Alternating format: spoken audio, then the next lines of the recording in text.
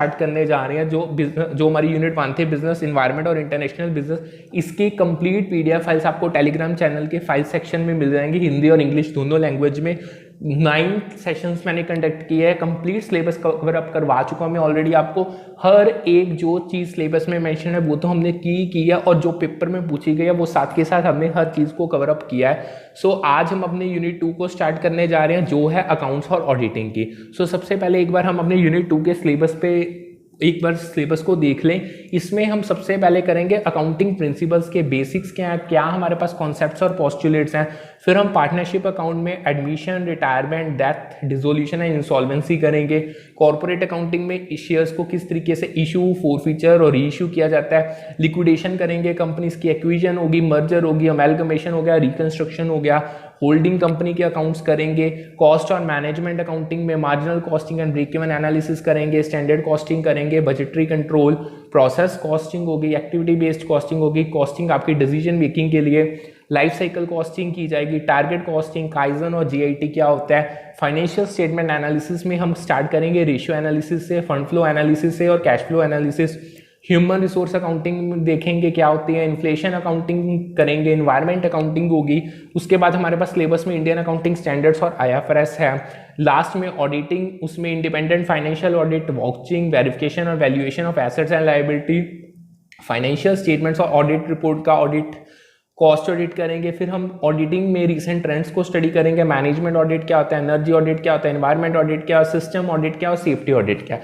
सो बिना time waste किए होते हम अपने क्लास को आज के फर्स्ट सेशन को स्टार्ट करते हैं, जो कि यूनिट 2 का फर्स्ट सेशन है आज, जिसमें आज हम बेसिक अकाउंटिंग प्रिंसिपल, कॉन्सेप्ट्स और पोस्टुलेट स्टडी करेंगे और ट्राई करेंगे एक आगे भी टॉपिक हम कवर अप कर लें। सो डायरेक्ट मूव ऑन होते हैं हम अपने सिलेबस पे। ये हम सारा कुछ कर चुके हैं। यहाँ से देखो यूनिट 2 अकाउंटिंग और ऑडिटिंग, इसमें आज जो हम सबसे पहला स्टार्ट करने जा रहे हैं वो करने जा रहे हैं बेसिक अकाउंटिंग प्रिंसिपल, कॉन्सेप्ट्स और पोस्टुलेट। सो आज का सेशन स्टार्ट करने से पहले do like, subscribe and share my channel, और टेलीग्राम चैनल को भी ज्वाइन कर लो, क्योंकि आपको वहां पे फ्री पीडीएफ्स प्रोवाइड की जाएंगी दोनों हिंदी और इंग्लिश लैंग्वेज में। सो स्टार्ट करते हैं सेशन। देखो जो हमारे बेसिक अकाउंटिंग प्रिंसिपल्स, कॉन्सेप्ट और पोस्टुलेट है ना, ये एक ना हमें फाउंडेशन प्रोवाइड करते हैं जो हम अपनी फाइनेंशियल स्टेटमेंट बिजनेस की बना रहे हैं उनको प्रिपेयर और प्रेजेंट करने में। अब जो ये प्रिंसिपल्स होते हैं ना, ये इंश्योर करते हैं कि जो हम फाइनेंशियल इंफॉर्मेशन रिकॉर्ड कर, यानी जो फाइनेंशियल इंफॉर्मेशन है उसे रिकॉर्ड किया जा सके, रिपोर्ट किया जा सके, और हम उसे एनालाइज करें एक कंसिस्टेंट और मीनिंगफुल मैनर में, यानी जिसके लिए जो भी उसके इंफॉर्मेशन के यूजर्स हैं उनको ईजी हो के वो इंफॉर्मेशन को अच्छे से एनालाइज करके उसमें से जो उनके लिए की पॉइंट्स हैं उनको वो ग्रैब कर पाए। देखो कुछ अकाउंटिंग प्रिंसिपल और कॉन्सेप्ट्स और पोस्टुलेट है जिनको अब हम पेपर के, यानी यूजीसी के पेपर के पॉइंट ऑफ व्यू से करेंगे, क्योंकि ऑलरेडी आपने +1 से इनको आप पढ़ते आ रहे हो, बीकॉम एमकॉम ने भी आपने किए हैं। सबसे पहला आता है एंटिटी कॉन्सेप्ट। देखो जो ये प्रिंसिपल है ये क्या कहता है कि जो बिजनेस एंटिटी है ना उसको हमें एक सेपरेट एंटिटी की तरह ट्रीट करना पड़ेगा। अब उसके ओनर्स और या उसकी कोई भी दूसरी एंटिटीज है उनसे। सिंपल सी बात है, जब बिजनेस और उसका मालिक दो अलग पर्सन्स है, यानी हमें बिजनेस को एज ए एंटिटी ट्रीट करेंगे जो सेपरेट है अपने ओनर से। इससे क्या होगा, इसमें क्या है कि जो आपके फाइनेंशियल ट्रांजैक्शंस है उनको हम बिजनेस के पॉइंट ऑफ व्यू से रिकॉर्ड और रिपोर्ट करेंगे इंडिपेंडेंटली ओनर की पर्सनल ट्रांजैक्शन से। यानी देखो ये कॉन्सेप्ट ने ये कहा था कि आप बिजनेस को सेपरेट एंटिटी ट्रीट करो एज कंपैरिजन टू ओनर। सो हम जो फाइनेंशियल ट्रांजैक्शंस रिकॉर्ड करेंगे वो बिजनेस के पॉइंट ऑफ व्यू से होंगी, ना कि ओनर के। यानी ओनर की जो पर्सनल ट्रांजैक्शंस हैं वो सेपरेट होंगे और जो बिजनेस की अपनी ट्रांजैक्शंस हैं वो सेपरेट होगी। ओके, अब उन्होंने एक टॉपिक आया था पेपर में, क्या था वो, personal transaction of owner of business are not recorded in the books. बिल्कुल करेक्ट है, क्योंकि हम देखो जो हमने अब बिजनेस को एक सेपरेट एंटिटी माना है, सो बिजनेस में हम वही ट्रांजैक्शंस रिकॉर्ड करेंगे जो बिजनेस के हैं, ना कि ओनर की। ये क्यों है, क्यों हम पर्सनल ओनर की पर्सनल ट्रांजैक्शंस को रिकॉर्ड नहीं करते, क्योंकि ये चीज हमें बिजनेस एंटिटी कॉन्सेप्ट ने रिकॉर्ड करने से मना की थी। क्योंकि जो ये था ना, ये एक फंडामेंटल प्रिंसिपल था अकाउंटिंग में, जो बिजनेस को एक सेपरेट लीगल और इकोनॉमिक एंटिटी मानता था ओनर से। जो ओनर्स की पर्सनल ट्रांजैक्शन थी वो सेपरेट होती थी बिजनेस की फाइनेंशियल ट्रांजैक्शन की, और उनको बिजनेस की बुक्स में रिफ्लेक्ट नहीं किया जाता था। ओके, समझ आ गया आपको। नेक्स्ट वो क्या कह रहे हैं, अगर हम बिजनेस एंटिटी कॉन्सेप्ट के अकॉर्डिंग, बिजनेस, हर एक बिजनेस एंटरप्राइज को एक accounting unit separate from owners consider किया जाता है। बिल्कुल एब्सोल्युटली करेक्ट है, क्योंकि बिजनेस एंटिटी कॉन्सेप्ट यही इंश्योर करता है कि जो आप फाइनेंशियल स्टेटमेंट्स है जो बिजनेस की हैं वो एक क्लियर और एक्यूरेट रिप्रेजेंटेशन दें, यानी वो जितने भी बंदे उस इंफॉर्मेशन को देख रहे हैं उनको एक क्लियर और एक्यूरेट रिप्रेजेंटेशन मिल सके बिजनेस की फाइनेंशियल पोजीशन की, क्या बिजनेस की परफॉर्मेंस है, क्या उसके कैश फ्लोस में इनफ्लोस या आउटफ्लोस हो रहे हैं, पर्सनल ट्रांजैक्शन की जो ओनर्स के उनको बिना इंक्लूड किए हुए। देखो अगर आप पर्सनल ट्रांजैक्शंस को भी इसमें मर्ज कर दोगे तो आपको बिजनेस की क्लैरिटी नहीं होगी। सो हमने क्या किया, हमने इस कॉन्सेप्ट ने बेसिकली क्या किया, ओनर को अलग कर दिया, बिजनेस को अलग कर दिया, और जितने भी आप अकाउंट्स में ट्रांजैक्शंस रिकॉर्ड करोगे वो बिजनेस के पॉइंट ऑफ व्यू से होगी।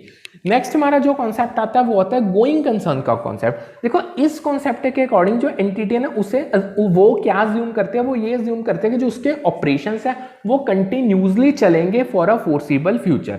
क्या मतलब हुआ, इसका मतलब ये होगा जो फाइनेंशियल स्टेटमेंट्स है वो प्रिपेयर की जाएंगी, बिजनेस अपने माइंड में ये एक्सपेक्टेशन लगेगा कि जो बिजनेस है ना वो चले जाएगा फ्यूचर में, फोर्सिबल फ्यूचर है। यानी कि देखो जब भी आप बिजनेस स्टार्ट करते हो या कोई भी बिजनेस चल रहा है, उसके किसी के भी बिजनेस के माइंड में ये नहीं होगा कि उनका बिजनेस अभी साथ के साथ शॉर्ट टर्म में बंद हो जाएगा। सो बिजनेस के एक्सपेक्टेशंस हमेशा यही होंगे कि जो उसके ऑपरेशंस हैं वो कंटिन्यूसली चलेंगे for in a forcible future. ये था गोइंग कंसर्न कॉन्सेप्ट का अजम्पशन। ओके, अब जो ये गोइंग कंसर्न कॉन्सेप्ट है इसके जो अंडरलाइंग बेसिस है वो क्या है, depreciating fixed assets over their useful life. In short इसके लिए आप कह सकते हो, देखो जब हम जो फिक्स्ड एसेट्स को हम डेप्रिशिएट करते हैं जो उनके लिए अंडरलाइंग बेसिस है वो गोइंग कंसर्न कॉन्सेप्ट ही है। इसको और डिटेल में करते हैं। देखो जो आपका गोइंग कंसर्न कॉन्सेप्ट है ना, ये एक ऐसा अकाउंटिंग प्रिंसिपल जो अज्यूम करता है कि जो बिजनेस एंटिटी है वो अपने ऑपरेशंस को कंटिन्यूसली अपने उनके जो बिजनेस के ऑपरेशंस है वो कंटिन्यूसली चलेंगे फोर्सिबल फ्यूचर में, एंड उसको लिक्विडेट होने की कोई जरूरत नहीं पड़ेगी, या ना वो अपने ऑपरेशंस को सीज करेंगे एक शॉर्ट टर्म में, यानी जो नियर टर्म में। क्या मतलब हुआ, इसका जो कंपनी है वो ऑपरेट करेगी एज अ गोइंग कंसर्न, यानी वो अपने फ्यूचर में जो भी उसकी ऑब्लिगेशंस है उसको इजीली बीट अप कर पाएगी, अपने एसेट्स को रियलाइज कर पाएगी, और जो उसके नॉर्मल बिजनेस एक्टिविटी है उसको कंटिन्यू कर पाएगी। गोइंग कंसर्न कंसेप्ट के अंदर ना जो आपके फिक्स एसेट्स होते हैं जैसे बिल्डिंग्स होगी, मशीनरी होगा, इक्विपमेंट होगा, व्हीकल्स होगा, इन्हें ना लॉन्ग टर्म एसेट्स कंसीडर किया जाता है, जिसे बिजनेस रेवेन्यू को जनरेट करने के लिए बहुत लंबे टाइम के लिए यूज किया करेगा उनके यूजफुल लाइफ के दौरान। Rather than recording the entire cost of this asset as an expense in the year of purchase, the concept of depreciation is applied। बहुत इंपॉर्टेंट लाइन है, उन्होंने कहा देखो अगर आप गोइंग कंसर्न कॉन्सेप्ट के तहत जो भी आपके फिक्स एसेट्स हैं उनको अगर आप लॉन्ग टर्म एसेट्स मान रहे हो, वो आपको अगर लॉन्ग टर्म में रेवेन्यू जनरेट करके देंगे जितनी यूजफुल लाइफ उनकी होगी, तो तब आप उनको जब उनको आप परचेज कर रहे हो जो उसकी आपकी कॉस्ट है, आप उसको एक्सपेंस मत दिखाओ उसी ईयर में जिसने आपने परचेज किया, तब वहां पे आप डेप्रिसिएशन के कॉन्सेप्ट को अप्लाई करो। ओके, अब डेप्रिसिएशन क्या आती है, देखो जो डेप्रिसिएशन है ना ये एक सिस्टमेटिक एलोकेशन है जो हमारे फिक्स्ड एसेट की कॉस्ट है उसके यूजफुल लाइफ के ओवर, यानी ये रिकॉग्नाइज करता है कि जो आपके फिक्स्ड एसेट्स है वो ग्रेजुअली अपनी वैल्यू को लूज करेंगे और कुछ टाइम यानी ओवर टाइम वो लेस प्रोडक्टिव हो जाएंगे। क्यों लेस प्रोडक्टिव होंगे, क्योंकि जब हम एक ही एसेट को बार बार यूज करते हैं उससे वियर एंड टियर होगी, ऑब्सोलेंस होगी, या इसके अलावा कोई और भी फैक्टर है जो उसकी वैल्यू को रिड्यूस करेंगे। देखो जब आप एक एसेट की कॉस्ट को स्प्रेड कर देते हो उसकी पूरी यूजफुल लाइफ के ऊपर, यानी ओवर इट्स यूजफुल लाइफ करोगे किसके थ्रू, डेप्रिसिएशन के थ्रू, तो जो गोइंग कंसर्न कॉन्सेप्ट है वो अपहेल्ड हो जाएगा, वो रिफ्लेक्ट करेगा ऑनगोइंग यूसेज और जो आपको इकोनॉमिक बेनिफिट मिल रहा है उस एसेट को यूज करके। आपको अच्छे से ये समझ आ गया। सो आगे अब नेक्स्ट टॉपिक में मूव ऑन करते हैं, वो क्या है, डेप्रिसिएशन है ना जो हमारी वो कोई सोर्स ऑफ फंड्स नहीं है। देखो जो ये वाला एक पैरा ना छोटा सा, आप इसे इसमें भी स्टडी कर सकते हो, और आगे ना हम फाइनेंशियल मैनेजमेंट में सोर्सेस ऑफ फाइनेंस करेंगे उसमें भी ये क्वेश्चन पूछा जाता है। देखो जो डेप्रिसिएशन है ना वो कोई सोर्स नहीं है आपके लिए फंड्स का, वो तो एक अकाउंटिंग कॉन्सेप्ट है जो रिप्रेजेंट करता है कि आप अपने एसेट की कॉस्ट को किस तरीके से एलोकेट करते हो उसके ओवर, उसकी यूजफुल लाइफ के ओवर। ओके, सो जो ये आपको कैश इनफ्लोस जनरेट करके नहीं देता, ना तो ये एक source as a source of funds serve करता है। ओके, देखो जो हमारा ना, जो हमारी मान के चलो आपके डेप्रिसिएशन के दो मेथड्स होते हैं, स्ट्रेट लाइन मेथड और रिटर्न डाउन वैल्यू मेथड। अब जो हमारा डिमिनिशिंग बैलेंस मेथड है, यानी जिसे हम रिटर्न डाउन वैल्यू के नाम से भी जानते हैं, वो ना सबसे बेस्ट मेथड कंसीडर किया गया डेप्रिसिएशन को चार्ज करने का फिक्स एसेट्स पे, क्योंकि ये मेथड परमिटेड है इनकम टैक्स एक्ट के अंदर अगर हमने डेप्रिसिएशन की डिडक्शन को क्लेम करना है। इसको आप याद रखना, बहुत इंपॉर्टेंट चीज है। नेक्स्ट कॉन्सेप्ट पे हम शिफ्ट हो रहे हैं, वो है हमारा मॉनेटरी यूनिट कॉन्सेप्ट। अब जो ये कॉन्सेप्ट है, इसका क्या कहना है कि जितनी भी फाइनेंशियल ट्रांजैक्शंस है उनको रिकॉर्ड और रिपोर्ट किया जाना चाहिए एक कॉमन मॉनेटरी यूनिट में। जैसे कि आप अपनी लोकल करेंसी में फाइनेंशियल ट्रांजैक्शंस को रिकॉर्ड और रिपोर्ट कर सकते हो। अब जो ये कॉन्सेप्ट है ना, ये अलाउ करता है एग्रीगेट और कंपैरिजन फाइनेंशियल इंफॉर्मेशन का ओवर टाइम। यानी अगर आप सेम कॉमन करेंसी यानी कॉमन मॉनेटरी यूनिट को फॉलो करके अपनी सारी ट्रांजैक्शंस को रिकॉर्ड करते हैं, यानी सारी एंटिटीज ही एक चीज को फॉलो करती हैं, तो आपके लिए इंट्रा फर्म और इंटरफर्म कंपैरिजन पॉसिबल हो पाएगा। यानी आप अपने ही टाइम पीरियड में प्रीवियस ईयर के साथ अपनी ही फर्म के अंदर अपना प्रीवियस ईयर के साथ और प्रेजेंट ईयर को कंपेयर कर सकते हो, या प्रेजेंट में आप किसी अपने राइवल या कॉम्पिटिटर फर्म के साथ भी कंपेयर कर सकते हो। अब जो ये मॉनेटरी मेजरमेंट कॉन्सेप्ट है ना, ये ऐसा अकाउंटिंग प्रिंसिपल है जो ये कहता है कि वो ही ट्रांजेक्शन जिनको हम मॉनेटरी टर्म्स में एक्सप्रेस कर सकते हैं उनको ही हम फाइनेंशियल स्टेटमेंट्स में रिकॉर्ड करेंगे। यानी इस कॉन्सेप्ट का सिंपल ये कहना है, जितनी भी आपकी नॉन मॉनेटरी आइटम्स है, जैसे आपने कोई अगर आपके कोई वर्कर ने ट्रेनिंग प्रोग्राम्स के थ्रू कोई स्किल गेन की है, उनको हम रिकॉग्नाइज नहीं करेंगे, उनको हम फाइनेंशियल स्टेटमेंट्स में रिकॉर्ड नहीं करेंगे, उनकी वैल्यू नहीं रिकॉर्ड की जाएगी, क्योंकि ये इन ट्रांजैक्शंस को हम ऑब्जेक्टिवली मॉनेटरी टर्म्स में मेजर नहीं कर सकते। सो इन शॉर्ट जो कंपनी है वो वैल्यू यानी जो मैंने आपको ये एग्जांपल दी ना, ये पेपर में पूछी गई है, सो ध्यान से समझ लेना आप। देखो यानी जो कंपनी है अगर जितने भी उसके वैल्यूज गेन की गई हैं एम्प्लॉयज के थ्रू, स्किल्स के थ्रू, यानी ट्रेनिंग प्रोग्राम्स के थ्रू, उनको एनुअल फाइनेंशियल स्टेटमेंट में नहीं इंक्लूड किया जाएगा due to application of money management concept.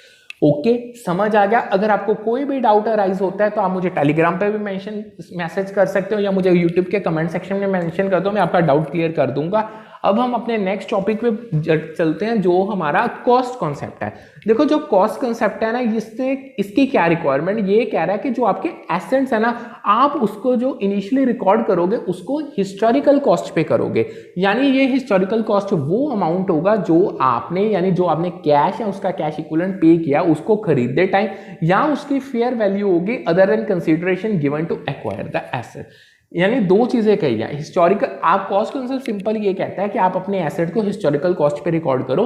Historical cost वो होगी जब आपने वो एसेट को परचेज किया था, जो आपने कैश पे किया था वो अमाउंट हो गया, या अगर आपने कैश के अलावा कोई फेयर वैल्यू पे की थी उसको एक्वायर करने के लिए वो अमाउंट हो गया, उसको हम हिस्टोरिकल कॉस्ट मानेंगे।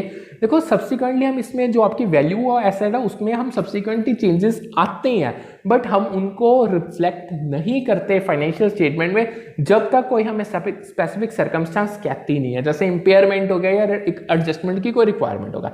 यानी जब एसेट पहली बार परचेज किया, जो उसकी हिस्टोरिकल कॉस्ट है वो एज इट इज चलती रहती है बुक्स ऑफ अकाउंट्स में year by year. Okay, next हमारा जो प्रिंसिपल आता है वो आता है मैचिंग प्रिंसिपल। देखो जो मैचिंग प्रिंसिपल है, इसका क्या कहना है कि जितने भी एक्सपेंसेस आप रिकॉग्नाइज कर रहे हो in the same accounting period as revenues they help to generate. Simple way में समझाता हूं। देखो इस मैचिंग प्रिंसिपल का क्या कहना है, देखो आप बिजनेस क्यों रन कर रहे हो, क्योंकि आपने रेवेन्यू को अर्न करना है। जितना आप खर्चा कर रहे हो जो आपको इस साल में रेवेन्यू जनरेट कर देगा, यानी वो खर्चा जो आपको इस साल में रेवेन्यू जनरेट करके देगा, आप उसको सेम ईयर में ही रिकॉग्नाइज कर लो। इसका एम क्या है कि आप अपनी जो कॉस्ट है उसकी रिकॉग्निशन जो आप कर रहे हो उसको आप अलाइन कर सको अपने रेवेन्यू जनरेटेड के साथ, जो वो आपको गुड्स और सर्विसेज बना सके दे रहे हैं। सिंपल वे में मान लो अगर आपने कुछ खर्चा किया, गुड्स और सर्विसेज बनाए हैं, और वो गुड्स और सर्विसेज इस साल में बिग सेल भी हो गए और उन्होंने आपको रेवेन्यू जनरेट करके दिया, तो सो आप अपनी कॉस्ट को और रेवेन्यू को दोनों को इसी साल में ही रिकॉर्ड करोगे फाइनेंशियल इसी से आपको अपना प्रॉफिट और लॉस पता चल जाएगा। ये मैथिंग प्रिंसिपल का कहना था। नेक्स्ट हमारा प्रिंसिपल आता है रेवेन्यू रिकग्निशन प्रिंसिपल। अब जो ये प्रिंसिपल है ना, ये डिटरमाइन करता है कि आप कैसे और कब रेवेन्यू को रिकॉग्नाइज करोगे फाइनेंशियल स्टेटमेंट्स में। अब जो रेवेन्यू है इसको जनरली तब रिकॉग्नाइज किया जाता है जब आप इसे अर्न कर लेते हो और रियलाइज कर लेते हो और जो आपका अमाउंट है वो मेजरेबल बन जाता है। यानी आपके पास पैसा आया या नहीं आया डजंट मैटर, बट अगर आपने पैसा अर्न कर लिया और वो रियलाइजेबल है तब हम इसे रिकॉग्नाइज कर लेंगे। सो ये इसका प्रिंसिपल का कहना था। नेक्स्ट हमारे पास जो प्रिंसिपल आता है वो आता है फुल डिस्क्लोजर प्रिंसिपल। अब जो फुल डिस्क्लोजर प्रिंसिपल है इसकी क्या रिक्वायरमेंट है कि जितने भी बिजनेस की मटेरियल इंफॉर्मेशन है जो फाइनेंशियल स्टेटमेंट के हमारे यूजर्स हैं उनकी डिसीजन मेकिंग को इंपैक्ट कर सकती है, तो वो हमारा फर्ज बनता है कि हम उसे फाइनेंशियल स्टेटमेंट्स में डिस्क्लोज करें और उसके रिगार्डिंग नोट्स भी प्रोवाइड करें। सो इससे क्या होगा कि यूजर्स इंश्योर हो जाएंगे कि उनके पास जो एक्सेस है वो रेलेवेंट इंफॉर्मेशन का है। नेक्स्ट हमारा आता है कंसिस्टेंसी प्रिंसिपल। देखो जो कंसिस्टेंसी प्रिंसिपल है इसका क्या कहना है कि जितने अकाउंटिंग मेथड्स एंड प्रिंसिपल्स आप फाइनेंशियल रिपोर्टिंग में फॉलो कर रहे हो वो कंसिस्टेंट होने चाहिए ओवर टाइम। मतलब यानी सिंपल वे में अगर आप देखो डेप्रिसिएशन के दो मेथड्स हैं, स्ट्रेट लाइन और रिटर्न। अगर आपने पहले साल स्ट्रेट लाइन मेथड फॉलो कर लिया तो आप उसको कंसिस्टेंटली फॉलो करो ईयर बाय ईयर। आप नो डाउट आप उसको चेंज कर सकते हो, बट वो जब चेंज की रिक्वायरमेंट हो ना वो बहुत सॉलिड होनी चाहिए। अगर मान लो आप एक साल स्ट्रेट लाइन यूज करते हो, अगले साल रिटर्न डाउन करते हो, फिर स्ट्रेट लाइन, फिर रिटर्न डाउन, इससे आपका कंपैरिजन पॉसिबल नहीं हो पाएगा।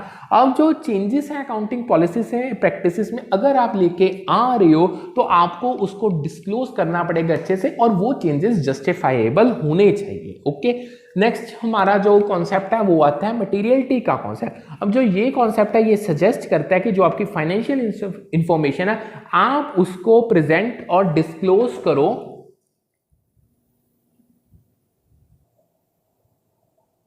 यानी सिंपल वे में जितने भी आपकी मटेरियल इंफॉर्मेशन है जो आपके डिसीजन यूजर्स हैं उनके डिसीजन यानी जो आपके इन शॉर्ट आपके जो फाइनेंशियल स्टेटमेंट के यूजर्स हैं उनके डिसीजंस पे जो इंपैक्ट डालेगी उसको डिस्क्लोज किया जाएगा। ये मटेरियलिटी कॉन्सेप्ट का कहना था। नेक्स्ट हमारे पास जो आता है वो आता है कंजर्वेटिज्म प्रिंसिपल। अब जो ये देखो जो आपका कंजर्वेटिज्म प्रिंसिपल है ये प्रिंसिपल इंकरेज करता है कि जब आप अपने रेवेन्यूज को रिकॉग्नाइज कर रहे हो या एसेट्स को रिकॉग्नाइज कर रहे हो आप तब कुछ कॉशनस कुछ सावधानी बरतो while being more prompt in recognizing expenses and liability। अगर मैं आपको सिंपल वे में बताऊं इस प्रिंसिपल का ये कहना था कि आप अपनी जो फ्यूचर में आपके एक्सपेंसेस और लाइबिलिटीज हो रही है इस ईयर में आपको उसको तो रिकॉग्नाइज करना ही करना है, चाहे आप अपने रेवेन्यूज और एसेट्स को रिकॉग्नाइज ना भी करो। तो इसका क्या एम था कि आप अपने अवॉइड कर सको कि जो आपकी फाइनेंशियल रिजल्ट्स हैं वो ओवरस्टेट ना हो और जो आपके एसेट्स हैं वो ओवरस्टेट ना हो, जिससे क्या इंश्योर होगा कि जो आपके पोटेंशियल लॉसेस आपको फ्यूचर में हो सकते हैं इस साल के अंदर अंदर उनको एडिक्वेटली रिफ्लेक्ट किया जा सके। ओके, अब इसमें एक इंपॉर्टेंट टॉपिक आता है जो पेपर में बहुत बार पूछा गया है। देखो कंजर्वेशन कन्वेंशन में एक आता है कि इसमें ना क्या अकाउंटेंट्स क्या करते हैं वो पॉलिसी ऑफ प्लेइंग सेफ को फॉलो करते हैं। ओके, यानी जो ये आप चीज को याद करना जो पॉलिसी ऑफ प्लेइंग सेफ है ना वो कंजर्वेशन कन्वेंशंस के अंदर ही फॉलो की जाती है अकाउंटेंट्स के थ्रू। ओके, अब जो ये आपके अकाउंटिंग प्रिंसिपल्स कॉन्सेप्ट्स और पोस्टुलेट हैं ये आपको एक फ्रेमवर्क प्रोवाइड करते हैं अपनी फाइनेंशियल इंफॉर्मेशन को प्रिपेयर और प्रेजेंट करने के लिए, जिससे क्या होगा आपको हेल्प मिलेगी कि आप इंश्योर कर पाओगे कि जो आपकी फाइनेंशियल स्टेटमेंट्स है एक तो वो रिलायबल है, अच्छे से कंपेरेबल है और वो रेलेवेंट है। ओके, नेक्स्ट हमारा टॉपिक आता है हमारे कुछ की फीचर्स हैं प्रूडेंट अकाउंटिंग कॉन्सेप्ट के एंड कन्वेंशन के। उसमें कौन कौन से मेन फीचर्स आते हैं? सबसे पहला था इसमें रेवेन्यू और profits in accounts when they are realise, यानी it includes all revenues and profits in the accounts when they are realise. देखो जो आपका प्रूडेंट अकाउंटिंग है ये रिकॉग्नाइज करती है जितने भी आपके रेवेन्यूज और प्रॉफिट्स हैं when they are actually earned and realized following the principle of recognition। यानी सिंपल वे में वो क्या कह रहे हैं, प्रूडेंट अकाउंटिंग तब आपके रेवेन्यू और प्रॉफिट्स को रिकॉग्नाइज करेगी जब उनको एक्चुअली अर्न किया जाएगा और रियलाइज कर लिया जाएगा as per revenue recognition. Second जो ये है प्रूडेंट अकाउंटिंग कॉन्सेप्ट प्रिवेंट करता है प्रॉफिट्स को बीइंग ओवरस्टेटेड होने से। देखो जो प्रूडेंट अकाउंटिंग प्रैक्टिसेस है इसका एम क्या है कि आप प्रिवेंट कर पाओ जो आपके प्रॉफिट्स की ओवरस्टेटमेंट को अब इसको प्रिवेंट कैसे कर पाओ, आप एक्सरसाइज करो कॉजन को, आप अलर्ट रहो, आप सावधानी बरतो और अध्ययन करो जितनी भी आपकी कंजर्वेटिव अकाउंटिंग प्रिंसिपल्स हैं उनके साथ। इवन जो थर्ड इसका मेन की फीचर है, ये प्रिवेंट करता है ट्रेडर को from more withdrawing from the business than is wise. यानी देखो बिजनेस का ट्रेडर है उसको ये प्रिवेंट करेगा कि जो उसका ट्रेडर है वो ज्यादा जितना तो लायबल है, मतलब लायबल नहीं कह सकते, जितना वायबल है या जितना वाइस है उससे ज्यादा अमाउंट को विड्रॉ ना किया जाए। देखो जो प्रूडेंट अकाउंटिंग है ये हेल्प करती है, इंश्योर करती है कि जो बिजनेस है वो डिस्ट्रीब्यूट ना करे या विड्रॉ ना किए जाए बिजनेस से ज्यादा रिसोर्सेज को जो प्रूडेंट कंसीडर किए जाते हैं या जितना रीजनेबल अमाउंट है।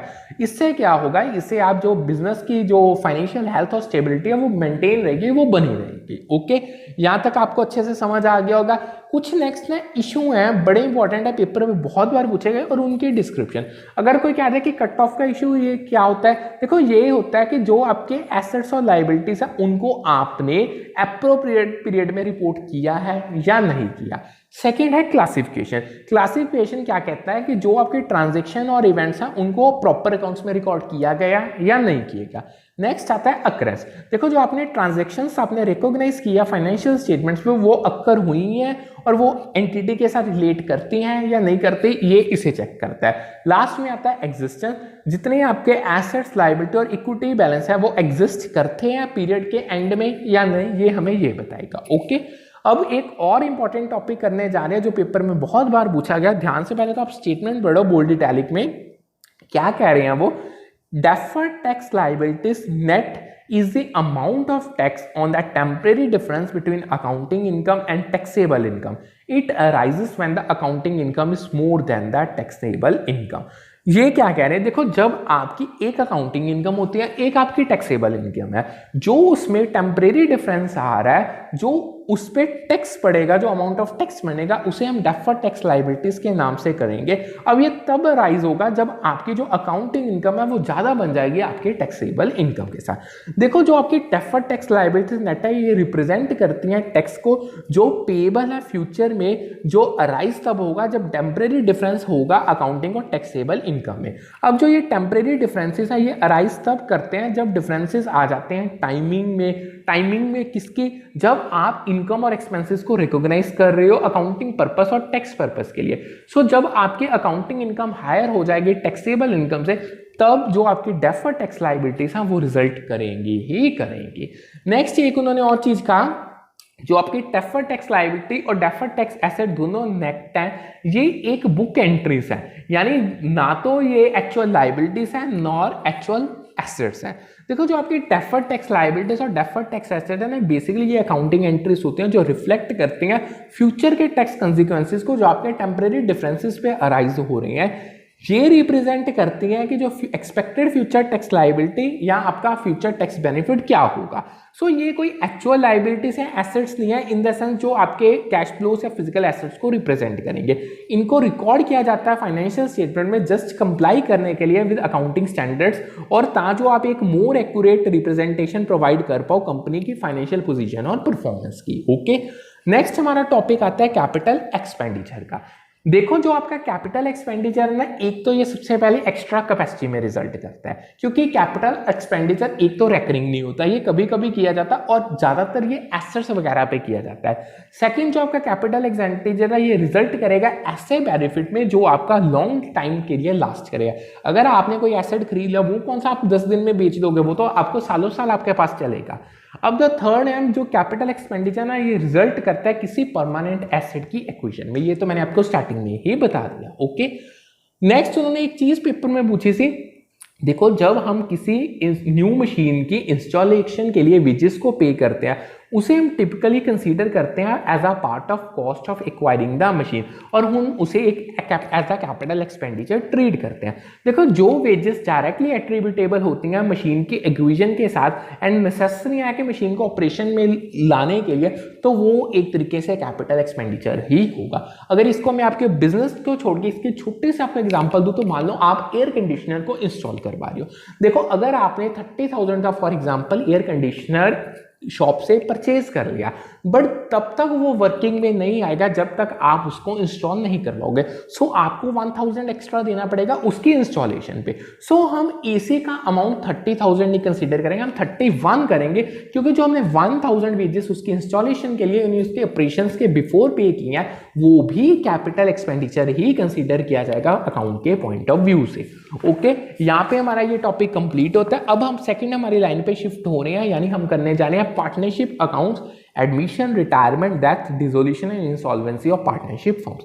देखो जो हमारे पार्टनरशिप अकाउंट्स हैं ये किसके साथ डील करते हैं, ये उन इवेंट्स यानी वेरियस इवेंट्स और ट्रांजैक्शंस के साथ डील करते हैं, जैसे एडमिशन हो रही है पार्टनर की, रिटायरमेंट होगी, डेथ होगी, डिसोल्यूशन होगी और पार्टनर की इंसॉल्वेंसी होगी पार्टनरशिप फर्म में। ओके, अब इनका ओवरव्यू स्टडी करते हैं जो पेपर में पूछा जाता। देखो इसमें अब आपको यूजेस में प्रैक्टिकल क्वेश्चंस तो आएंगे नहीं जैसे आपको +2 में आते थे।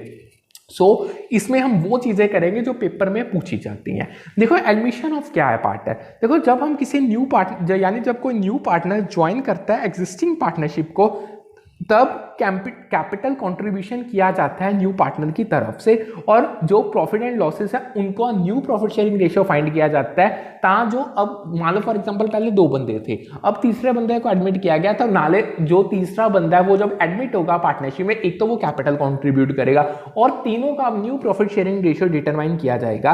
अब जो एग्जिस्टिंग पार्टनर्स यानी जो पुराने पार्टनर्स हैं उनके जो कैपिटल अकाउंट्स है उनको एडजस्ट किया जाएगा, जो हमारा इनकमिंग न्यू पार्टनर है उसकी कैपिटल को अकोमोडेट कर सके और प्रॉफिट शेयरिंग रेशियो को रिवाइज किया जाएगा अकॉर्डिंगली। अब जो न्यू पार्टनर आ रहा है, जो एडमिट हो रहा है पार्टनर, जो उसकी कैपिटल है उसको क्रेडिट किया जाता है, और कोई गुडविल अगर रिवैल्यूएशन हो रही है एसेट्स की, हम उसका भी एडजस्टमेंट कर देंगे एडमिशन के टाइम पे। नेक्स्ट एक पेपर में क्वेश्चन पूछा गया था, incoming partner can not bring a premium for goodwill. देखो इनकमिंग पार्टनर यानी जो बंदा एडमिट हो रहा है, जब वो गुडविल का प्रीमियम नहीं ला पाता, देखो जब इनकमिंग पार्टनर प्रीमियम गुडविल का नहीं ला पाता तो तब हम क्या करते हैं, तब हम एक नेसेसरी जो एडजस्टमेंट रिक्वायर्ड है गुडविल के लिए उसको किया जाता है, किसके थ्रू, कैपिटल अकाउंट जो न्यू पार्टनर है उसके थ्रू हम उसकी एडजस्टमेंट कर देते हैं। देखो जो गुडविल है ना, ये बेसिकली वैल्यू है बिजनेस की जो उसके टेंजिबल एसेट से बियॉन्ड है। यानी एक तो आपके टेंजिबल एसेट्स हैं जिनको हम टच देख सकते हैं, हाथ लगा सकते हैं और फील कर सकते हैं, यानी टेंजिबल एसेट यानी जो प्लांट मशीनरी वगैरह बिल्डिंग होते हैं। जब आपकी वैल्यू बिजनेस की उन टेंजिबल एसेट्स की वैल्यू से थोड़ी ऊपर बियॉन्ड चल जाती है, यानी वो जो डिफरेंस होगा वैल्यू का वो गुडविल होगी। इसे टिपिकली ना एक इनटेंजिबल एसेट कंसीडर किया जाता है पार्टनरशिप में। अब पार्टनरशिप में जब न्यू पार्टनर एडमिट होता है तब एग्जिस्टिंग पार्टनर्स है वो डिसाइड करते हैं कि वो जितने भी बिजनेस के एसेट्स हैं लायबिलिटीज उनकी रिवैल्यूएशन की जाएगी, गुडविल को इंक्लूड करते। अब जब इनकमिंग पार्टनर अनएबल हो जाता है, उसके पास इतनी कैपेबिलिटी नहीं है कि वो कंट्रीब्यूट कर पाए प्रीमियम फॉर गुडविल के लिए, तब एडजस्टमेंट की जाती है उसके कैपिटल अकाउंट को रिड्यूस करके। यानी पैसा तो आएगा, हम क्या करेंगे, हम उसका कैपिटल में से रिड्यूस कर देंगे। ओके, जब हम उसके न्यू पार्टनर के कैपिटल अकाउंट को रिड्यूस करते हैं, उससे क्या होता है, जो वैल्यू है कैपिटल कंट्रीब्यूशन की वो डिक्रीज हो जाएगी और वो रिफ्लेक्ट करेगी absence of premium for goodwill को। समझ आ गया आपको अच्छे से? ओके, नेक्स्ट हम वो क्या कह रहे हैं, देखो पार्टनरशिप में जो प्रॉफिट शेयरिंग रेशियो है वो डिटरमाइन करता है कि हमने प्रॉफिट्स को किस तरीके से डिस्ट्रीब्यूट करना है पार्टनर्स के बीच में। जब न्यू पार्टनर एडमिट होगा पार्टनरशिप में, उससे क्या होगा, ऑफनली एक न्यू प्रॉफिट शेयरिंग रेशियो को फाइंड करना पड़ेगा, और जो ओल्ड पार्टनर्स का प्रॉफिट शेयरिंग रेशियो है डैम श्योर उसमें चेंजेस आएंगे। क्योंकि ये क्यों होगा, क्योंकि जो न्यू पार्टनर है उसको भी शेयर ऑफ प्रॉफिट देना पड़ेगा from the profits of all partners including old partner. यानी देखो शेयर तो टोटल 1 ही रहेगा ना।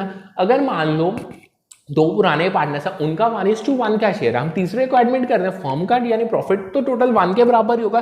पुराने पार्टनर्स को कुछ छोड़ना पड़ेगा, तभी न्यू पार्टनर्स को मिलेगा, कुछ न्यू पार्टनर को उसका शेयर मिलेगा। जो कंबाइंड शेयर है ओल्ड पार्टनर्स का वो रिड्यूस हो जाता है। अब जो ये चेंज है प्रॉफिट शेयरिंग रेशियो में ओल्ड पार्टनर्स के, जब न्यू पार्टनर एडमिट होता है और उसका शेयर ऑफ प्रॉफिट मिलता है पार्टनर्स को, इसका ट्रीटमेंट बिल्कुल अच्छे से हमको कैपिटल अकाउंट्स के थ्रू करना पड़ता है। ओके, अब वो क्या करे, इसके अलावा जो न्यू पार्टनर है उसकी जो डिस्ट्रीब्यूशन है प्रॉफिट है अमंग पार्टनर उसको भी अफेक्ट करेगा, जिससे जो उनके रिस्पेक्टिव रेशियोज है वो चेंज हो जाएंगे। अब जो कंबाइंड शेयर है ओल्ड पार्टनर से, एक तो वो रिड्यूस होगा क्योंकि न्यू पार्टनर एडमिट किया गया, उसको भी उसका शेयर मिल रहा है। अब ये भी बात बिल्कुल ठीक है, ये ना स्टेटमेंट्स पूछी थी उन्होंने, इसलिए मैं आपको डिटेल में और कर रहा हूं, ये ना स्टेटमेंट पेपर में पूछी गई थी। उन्होंने पूछा था बताओ ये स्टेटमेंट ठीक है या नहीं, एक स्टेटमेंट ठीक है, दो स्टेटमेंट ठीक है या दोनों ठीक है, या दोनों गलत है। सो ये भी जो कंबाइंड शेयर है ओल्ड पार्टनर का वो रिड्यूस होगा न्यू पार्टनर के एडमिशन के, ये भी एक स्टेटमेंट बिल्कुल करेक्ट थे, क्योंकि जो न्यू पार्टनर का शेयर है यानी वो डिस्ट्रीब्यूट कौन करेंगे, यानी from the profits of all partners, यानी जो जब नए बंदे को हम उसके प्रॉफिट का शेयर देंगे उसको प्रॉफिट का शेयर पुराने पार्टनर से ही मिलेगा, यानी जो आपका ओल्ड पार्टनर्स का प्रोपोर्शनल शेयर है वो रिड्यूस हो जाएगा। ओके, नेक्स्ट हमारे पास आती है कैट गुडविल, बड़ी इंपॉर्टेंट चीज है। देखो जो कैट गुडविल है ना, इसे best type of goodwill consider किया गया है। गुडविल मैंने आपको बता ही दिया ऑलरेडी, यानी ये एक टेंजिबल वैल्यू है या रेपुटेशन है जो आपके बिजनेस के या ब्रांड और कस्टमर रिलेशनशिप के साथ एस्टैब्लिश्ड होता है। ओके, नेक्स्ट हमारे पास आता है रिटायरमेंट ऑफ अ पार्टनर। अब हमने एडमिशन कर ली, अब हम करने जा रहे हैं पार्टनर की रिटायरमेंट। देखो जब कोई बिजनेस में पार्टनर डिसाइड कर लेता है पार्टनरशिप से रिटायर होने के लिए, तब उसका जो कैपिटल अकाउंट है उसे क्लोज कर दिया जाता है। अब उसके जो कैपिटल अकाउंट में बैलेंस है उसको ट्रांसफर कर दिया जाता है या तो उसके लोन अकाउंट में, या हम उसे कैश में पेमेंट देके उसका अकाउंट को सेटल कर देते हैं। अब जो पार्टनर में रिमेनिंग, यानी जो पार्टनरशिप में हम रिमेनिंग पार्टनर्स बच के जो उनके कैपिटल अकाउंट्स है उनको एडजस्ट कर दिया जाता है, और जो अगेन अब रिटायरमेंट के टाइम पे भी जो रिमेनिंग पार्टनर्स है उनका भी प्रॉफिट शेयरिंग रेशियो रिवाइज किया जाता है। अगर कोई गुडविल होगी रिटायरमेंट के टाइम पे उसको भी हम एडजस्ट कर देंगे, और रिटायरिंग पार्टनर जो यानी जो पार्टनर रिटायर होता है उसको हमारा जो अकमुलेटेड प्रॉफिट का जो उसका हिस्सा यानी जो शेयर बनता है वो रिसीव कर देगा। ओके, अब एक इंपॉर्टेंट टॉपिक है वो देखो जब कोई आउटगोइंग पार्टनर रिटायर हो रहा है उसके पास राइट होती है शेयर ऑफ प्रॉफिट्स को क्लेम करने की till his account is finally settled. Simple way में बताऊं तो मान लो अगर रिटायरमेंट के टाइम पे आपने एडजस्टमेंट करके एक रिटायरिंग बंदे के कैपिटल अकाउंट का बैलेंस तो फाइंड कर दिया, बट आपने उसको लोन अकाउंट में ट्रांसफर कर दिया, यानी उसकी पेमेंट आपने अभी तक नहीं की, तो तब जब तक आप उसकी पेमेंट नहीं सेटल करते, यानी जब तक उसका अकाउंट बिल्कुल कंप्लीटली सेटल नहीं होता, तब तक आउटगोइंग पार्टनर के पास राइट है क्लेम करने के लिए share in profits of the firm. यानी जब तक उसका अकाउंट सेटल नहीं होगा, यानी जब तक फर्म यानी पार्टनरशिप फर्म प्रॉफिट्स अर्न करते पड़ेगी, आउटगोइंग पार्टनर के पास भी राइट है उस प्रॉफिट में हिस्सा क्लेम करने का। नेक्स्ट हमारे पास आता है डेथ ऑफ द पार्टनर। हमने एडमिशन कर ली, रिटायरमेंट कर ली, अब हम करने जा रहे हैं डेथ। देखो जब किसी पार्टनर की डेथ हो जाती है तब हम उसके कैपिटल अकाउंट को अगेन क्लोज करते हैं, और अब उसके जो कैपिटल अकाउंट में जो बैलेंस पता, अब वो तो अब लाइव नहीं, वो जिंदा नहीं है, सो हम उसका बैलेंस ट्रांसफर कर देंगे या तो उसके एग्जीक्यूटिव अकाउंट में या उसके लीगल रिप्रेजेंटेटिव के अकाउंट में। यानी फिर जो अगेन रिमेनिंग पार्टनर्स हैं उनके जो कैपिटल अकाउंट है उनको अकॉर्डिंगली एडजस्ट कर दिया जाएगा, और जो डिजीज पार्टनर है यानी जिसकी डेथ होगी, जो उसका शेयर ऑफ प्रॉफिट और लॉस बनता है until the date of death, उसको कैलकुलेट करके और उसके जो आउटस्टैंडिंग ड्यूज हैं लायबिलिटीज हैं उनको भी सेटल कर दिया जाता है। अब नेक्स्ट हमारे पास आता है डिसोल्यूशन क्या होती है पार्टनरशिप की। देखो डिसोल्यूशन तब होती है पार्टनरशिप में जब पार्टनरशिप को परमानेंटली टर्मिनेट कर दिया जाता है, यानी उसके एसेट्स बेच दिए जाते हैं, रियलाइज कर दिए जाते हैं, उन्हीं पैसों से उनकी लायबिलिटी सेटल कर दी जाती है, और जो बाकी रिमेनिंग फंड्स बचे हैं उनको पार्टनर्स में डिस्ट्रीब्यूट कर दिया जाता है उनके कैपिटल बैलेंसेस के अकॉर्डिंग। यानी अगर डिसोल्यूशन के टाइम पे कोई लॉस होता है तो वो पार्टनर्स आपस में शेयर कर लेते हैं उनके प्रॉफिट शेयरिंग रेशियो के अकॉर्डिंग। यानी जो डिसोल्यूशन का प्रोसेस है उसमें बेसिकली एसेट्स सेल किए जाते हैं, डेट्स को सेटल कर दिया जाता है, जितनी भी लायबिलिटीज है और जितनी भी लीगल रिक्वायरमेंट्स है उनको फुलफिल कर दिया जाता है, इसे कह देते हैं डिसोल्यूशन। अब एक इंपॉर्टेंट टॉपिक डिसोल्यूशन में उन्होंने ना पेपर में पूछा था, वो क्या था, वो उन्होंने ऑर्डर पूछा था जिसमें हम जो पार्टनरशिप फर्म के एसेट्स हैं उनको यूज करते हैं, उनको अप्लाई करते हैं डिसोल्यूशन के टाइम पे। यानी सबसे पहले तो एसेट्स को रियलाइज करके अमाउंट ग्रैब किया जाता है। अब किस ऑर्डर में हम उस पैसे को यूज करेंगे डिसोल्यूशन में, उसका क्या ऑर्डर है, ये पेपर में पूछा गया था। सबसे पहले तो देखो हम पैसे को यूज करते हैं डेट्स को पेइंग करने के लिए जो फर्म के हैं टूवर्ड्स दी थर्ड पार्टीज, यानी कि जो आउटसाइडर के डेट्स हैं जो फर्म ओ कर रही है उसकी पेमेंट के लिए सबसे पहले एसेट्स को यूज किया जाता है। देखो जो फर्स्ट प्रायोरिटी है हम फर्म के डेट्स जो थर्ड पार्टीज के टूवर्ड्स है उनको सेटल करने में की जाती है। इससे क्या होता है, इससे ये इंश्योर होता है कि जो फर्म की एक्सटर्नल ऑब्लिगेशंस है वो टाइम पे फुलफिल होगी है। सेकेंड हम क्या करते हैं, हम इसको यूज करते हैं ईच पार्टनर के rateably pay what is due to him for advances are distinguished from capital. यानी सेकेंड स्टेप में हम एसेट्स का पैसा यूज करेंगे अगर किसी पार्टनर ने किसी तरीके का लोन एडवांस किया है फर्म को। अब जो ये लोन या एडवांस होगा ना, ये सेपरेट होगा उसकी कैपिटल कॉन्ट्रीब्यूशन से।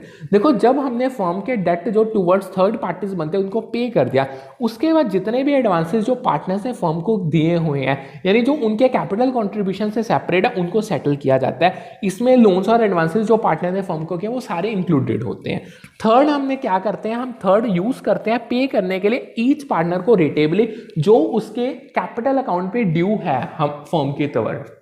यानी जब हमने पार्टनर के, देखो सबसे पहले हमने थर्ड पार्टी लायबिलिटीज दी, फिर हमने पार्टनर्स के एडवांसेस पे कर दिया। अब हम क्या करेंगे, एडवांसेस को जब हमने सेटल कर दिया, जो रिमेनिंग एसेट्स हैं उनको हम यूज करेंगे रीपे करने के लिए जो पार्टनर्स ने कैपिटल को कंट्रीब्यूट किया हुआ है पार्टनरशिप फॉर्म में। यानी हर पार्टनर रिसीव कर लेगा उतना पैसा जितना उसका कैपिटल की तरफ बनता है बिजनेस में, जितना उसने इनिशियली इन्वेस्ट किया था।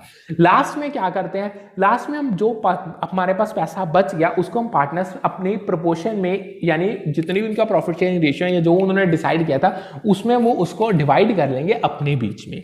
यानी फाइनली जो आपके, जब आपने एडवांसेस की भी पेमेंट कर दिया, आपने कैपिटल कंट्रीब्यूशन को भी सेटल कर दिया, तो जितने आपके रिमेनिंग एसेट्स हैं उसको डिस्ट्रीब्यूट कर दिया जाएगा पार्टनर्स के बीच में प्रोपोर्शन में, जो जिस प्रोपोर्शन में वो अपने प्रॉफिट्स को शेयर कर रहे हैं। यानी जो ये डिस्ट्रीब्यूशन है ये रिफ्लेक्ट करेगी कि पार्टनर का शेयर है जो प्रॉफिट में वो इतना बनता था। ओके, डिसोल्यूशन के बाद जो पार्टनरशिप फॉर्म है उसके बाद तब भी कुछ राइट्स और ऑब्लिगेशंस होती हैं that into play for partners के लिए, उनको भी हम देख लेते हैं। ये भी बहुत इंपॉर्टेंट टॉपिक है। डिसोल्यूशन करने के बाद भी कुछ राइट्स आती हैं, उसको स्टडी करेंगे। ये आज के हमारे सेशन का सेकंड लास्ट टॉपिक होगा। देखो सबसे पहले आती है right of equitable distribution of firms property. देखो डिसोल्यूशन के टाइम पे जब पार्टनरशिप फर्म की डिसोल्यूशन हो रही है तब पार्टनर्स के पास राइट है कि उनको राइट टू फेयर और इक्विटेबल डिस्ट्रीब्यूशन, यानी वो उनकी एक राइट है कि उनको उनका फेयरली और इक्विटेबल वे में फर्म के एसेट और प्रॉपर्टी में हिस्सा मिलना चाहिए। इससे क्या होगा, इससे हर पार्टनर को श्योरिटी हो जाएगी कि जो उसका शेयर बनता है फर्म की प्रॉपर्टी में वो according to respective ownership interest ही है। सेकेंड है right to return of premium on premature winding up. देखो कुछ केसेस में जो पार्टनर्स हैं उन्होंने कंट्रीब्यूट किया होता है प्रीमियम, जो एक अमाउंट है एक एग्रीड अपॉन कैपिटल से ऊपर, यानी जब एक तो कैपिटल कंट्रीब्यूशन अगर उससे भी कुछ ऊपर अमाउंट कंट्रीब्यूट किया है वो होगा यानी प्रीमियम। अब जब to the firm and the firm is prematurely wound up, अब जो ये अमाउंट एक्स्ट्रा पे किया ये तो फर्म की तरफ होगा ना। अब जब फर्म प्रीमेच्योरली वाउंड अप हो जाती है तो जो पार्टनर है ना उसके पास राइट है to return of that premium, यानी ये एक स्पेसिफिक राइट है जब ये अप्लाई तब होगी depending on circumstances of the dissolution. Okay, next हमारे पास आता है right to restrain any partner और his representative from the use of firm's name और फर्म प्रॉपर्टी। देखो डिसोल्यूशन ऑफ पार्टनरशिप, यानी जब पार्टनरशिप डिसॉल्व हो जाए उसके बाद पार्टनर्स के पास राइट है कि वो रिस्ट्रेन करेंगे किसी दूसरे पार्टनर को या उसके रिप्रेजेंटेटिव को कि वो फर्म का नेम या प्रॉपर्टी उनके प्रॉपर अथॉरिटी या कॉन्सेंट के बिना नहीं यूज कर सकता। इससे क्या होगा, इससे हेल्प मिलती है कि जो आपके फर्म का रेपुटेशन है, जो एसेट जिसे हमने डिसॉल्व किया वो प्रोटेक्ट की जा सके। ओके, नेक्स्ट अब हमारे पास आता है इंसॉल्वेंसी क्या है पार्टनरशिप की। इसकी देखो जब इंसॉल्वेंसी के टाइम पे जब पार्टनरशिप अपनी फाइनेंशियल ऑब्लिगेशंस को मीट नहीं कर पाती, यानी वो अनएबल है, वो मीट नहीं कर पाएगी, तब जो एसेट्स हैं उनको लिक्विडेट कर दिया जाता है फर्म के, ताकि जो वो अपने क्रेडिटर्स की पे ऑफ उनको कर सके, अपनी फाइनेंशियल ऑब्लिगेशंस को सेटल कर सके। देखो जो आपके एसेट्स की रियलाइजेशन होती है और जो पेमेंट क्रेडिटर्स को की चलती है वो एक स्पेसिफिक ऑर्डर को फॉलो किया जाता है एज पर लीगल रिक्वायरमेंट। अब जो आपने ऑर्डर मैंने आपको ऑलरेडी करा दिया, सबसे पहले क्या यूज किया जाता है, थर्ड पार्टीज, फिर एडवांसेस जो पार्टनर ने किया, फिर उसके बाद जो पार्टनर्स के कैपिटल कंट्रीब्यूशन और लास्ट में जो बचा पैसा होता है उसको पार्टनर्स अपने आपस में डिस्ट्रीब्यूट कर लेते हैं प्रॉफिट शेयरिंग रेशियो के बीच में। ओके, सो आज के अब होप्स आपको इतना अच्छे से समझ हो गया। आज के सेशन का हम लास्ट टॉपिक करने जा रहे हैं गुडविल। वैसे तो मैंने ऑलरेडी आपको काफी बता दिया गुडविल की रिगार्डिंग, एक बार फिर ओवरव्यू दे देता हूं। देखो गुडविल बेसिकली एक इंटेंजिबल एसेट है जो रिप्रेजेंट करता है फर्म यानी बिजनेस की रेपुटेशन को, कस्टमर की लॉयल्टी को या ब्रांड वैल्यू जो बिजनेस किया। ये एक ऐसा एसेट है जो वैल्यू ऐड करता है फर्म में, यानी फर्म के जो वैल्यू में एड अप करता है टेंजिबल एसेट से बियॉन्ड। यानी जो गुडविल है ये जनरली किसके साथ एसोसिएटेड होता है कि जो फर्म की एबिलिटी या कि वो सुपर नॉर्मल प्रॉफिट या एक्सेस प्रॉफिट्स अर्न कर पाए as comparison to normal profits. Okay, partnership में जो गुडविल है ना ये टिपिकली प्रेजेंट करेगा फर्म की ability to earn profits in excess of normal profit. अब नॉर्मल प्रॉफिट क्या होते हैं? देखो, जो नॉर्मल प्रॉफिट है ना ये मिनिमम लेवल ऑफ प्रॉफिट है जो रिक्वायरमेंट जिसकी रिक्वायरमेंट है ताकि जो पार्टनर्स है वो सेटिस्फाइड रह सके फर्म से और वो अपनी यानी जो उन्होंने इन्वेस्टमेंट किया उससे भी बेसिकली वो सेटिस्फाई रह सके। अगर तो फर्म नॉर्मल प्रॉफिट्स अर्न कर रही है ओनली, ये इससे क्या होगा, इससे जो पार्टनर्स है ना वो रिसीव कर रही है एक फेयर रिटर्न जो उन्होंने अपनी बिजनेस में इन्वेस्टमेंट की उस पर, और उनके पास कोई एक्सेस प्रॉफिट नहीं है जिसको हम एज अ गुडविल एट्रीब्यूट कर पाए। ओके, सो पार्टनरशिप में जब तक फर्म नॉर्मल प्रॉफिट अर्न करे तो तब तक ये बात ठीक है कि फर्म के पास कोई गुडविल नहीं है। मार्क माय वर्ड्स, ये ही लाइन पूछी गई थी। यानी पार्टनरशिप में अगर firm only normal profit earn कर रही है तो हम ये कह सकते हैं कि फर्म के पास कोई गुडविल नहीं है। सो क्योंकि गुडविल जो हमारी है ना वो डायरेक्टली एसोसिएटेड होती है हमारी क्या अर्निंग कैपेबिलिटी है सुपर नॉर्मल प्रॉफिट्स की, और and is not present when firm earns only normal profit. So hope so आज आपको ये टॉपिक अच्छे से समझ आ गया होगा। सो आज का सेशन हम यहाँ पे वाइंड अप करते हैं। ऑलमोस्ट